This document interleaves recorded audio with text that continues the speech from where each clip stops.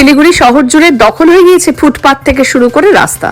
যা নিয়ে উদ্বিগ্ন শিলিগুড়ি পুর নিগম। কোথাও ফুটপাত দখল করে চলছে ব্যবসা, আবার কোথাও রাস্তা দখল করে চলছে হোটেল। এদিকে ফুটপাত ও রাস্তা দখলমুক্ত করতে গেলে দাবি উঠছে পুনর্বাসনের। এমন অবস্থায় শহরের রাস্তা ও ফুটপাত দখলমুক্ত করা নিয়ে চিন্তায় পড়েছে পুর নিগম।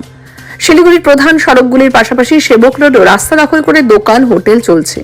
অথচ বহুবার অভিযান চালিয়ে ফুটপাত রাস্তা দখলমুক্ত করা হলেও ফের দখল হয়ে গিয়েছে। বুধবার সেবক রোডে শৌচাগার বানানোর জন্য এলাকা পরিদর্শন করেন ডেপুটি মেয়র রঞ্জন সরকার। তখন তিনি দেখেন সেখানে রাস্তা দখল করে রান্না বান্না করে হোটেল খুলে বসেছে অনেকেই। ডেপুটি মেয়র কথা বলেন দোকান ও হোটেলগুলির মালিকদের সঙ্গে। এ সমস্ত বিষয় নিয়ে অসন্তোষ প্রকাশ করেন ডেপুটি মেয়র। এদিন তিনি জানান সেবক রোডে একটি টয়লেট বানানো হচ্ছে, এছাড়াও শহরের ফুটপাত ও রাস্তাও দখলমুক্ত করা হচ্ছে। তা না হলে অনেক কাজই করা যাচ্ছে না।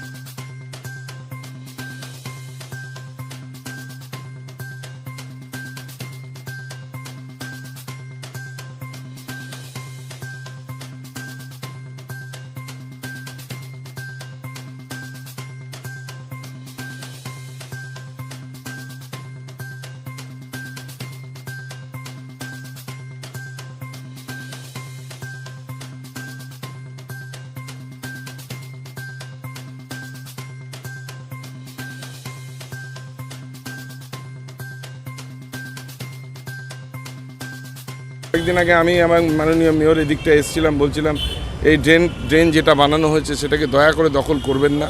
দেখছি এসে আবার সেই দোকান উনুন সেখানে রান্না হচ্ছে, আপনারাও দেখছেন।